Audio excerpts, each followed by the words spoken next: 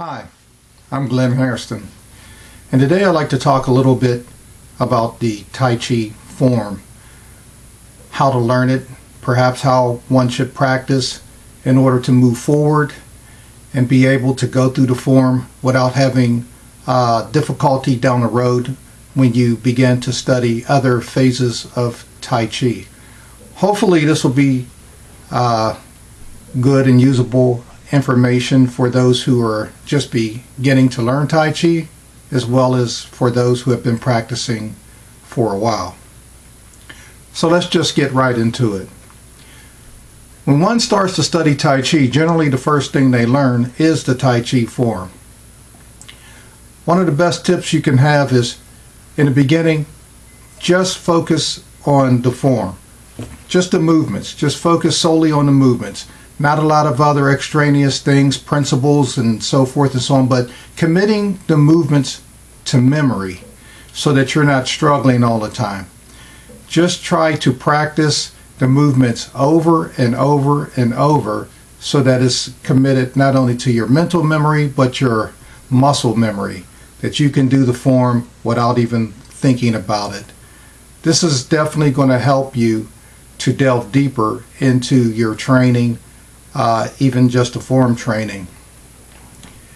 You want to be able to do the form naturally and comfortably, and by committing it to memory, as I said, mental and physical memory, this is going to help you to be able to do that. Step 2 is you're going to want to focus on gaining control over your body while you're doing the form.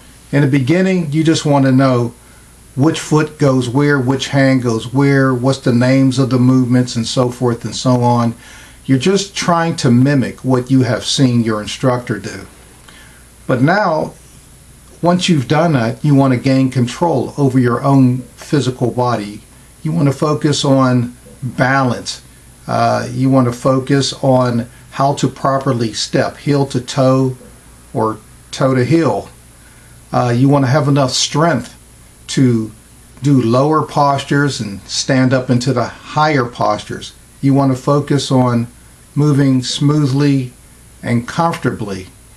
So now that you've remembered the movements and you focused on gaining control over your body and you could move with a certain amount of confidence, you want to move on to the next stage, and that's to begin to add each of the Tai Chi principles gradually. You don't have to try to add them all into the form at one time, but you can do them gradually. Add one, such as holding the head as it's suspended from a string, or having the chest be sunken or concave, the back raised, knees bent, so forth. To try to do everything at one time can be a bit confusing, and it's very difficult to do. And what you'll find is you'll become so focused on particular aspects of the principles that you'll forget others, and it's easy to become very frustrated at that point. So maybe try focusing on a particular principle, one or two, and just trying to do that throughout the entire form, and do it over and over until it becomes natural for you to do. Now, the next step is you want to try to perform or do the form without hindrance between thought and action. In other words, we're putting the principles into the movements, we're becoming comfortable, we've memorized the movements, but now we don't want to have to really think as we're doing the form. We want thought and action to try to work as one.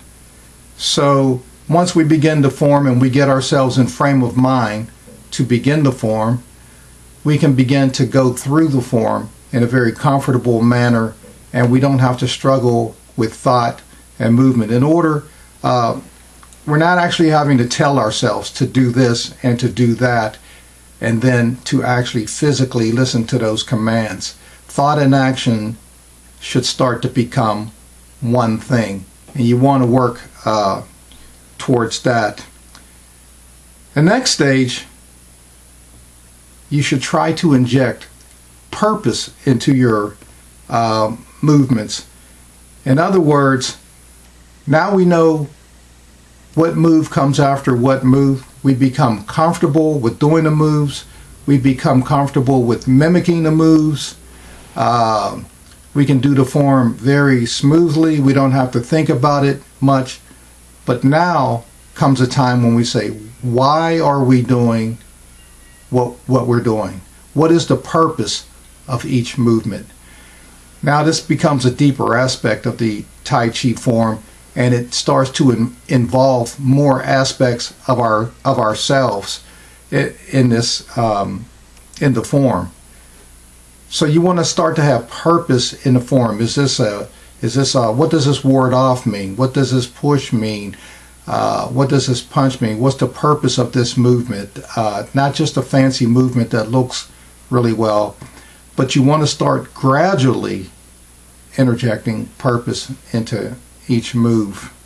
And the final stage is, once you have purpose in your movements, now you're free to let imagination take over. Meaning that you can create and react to circumstances in your mind that you've developed. Perhaps someone's attacking you, maybe two people are attacking you. Now you're looking for variations of all the movements that you've learned and that you've learned how to apply.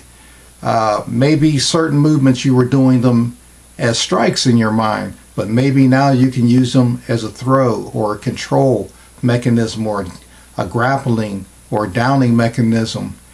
So now this is your imagination's playground at this point, because now you have control over the physical.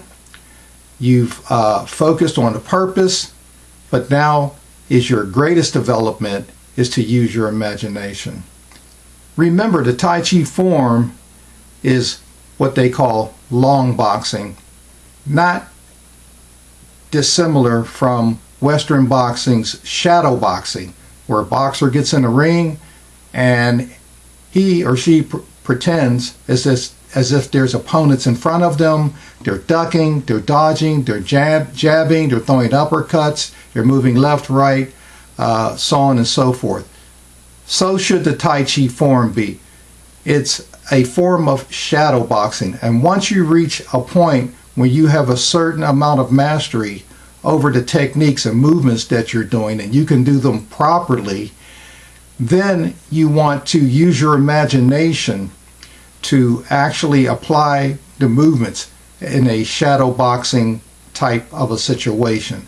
That way you can continuously improve your Tai Chi form. It's not just a repetitious thing that you do every day the same way and trying to get better at just repetition, just doing the same thing.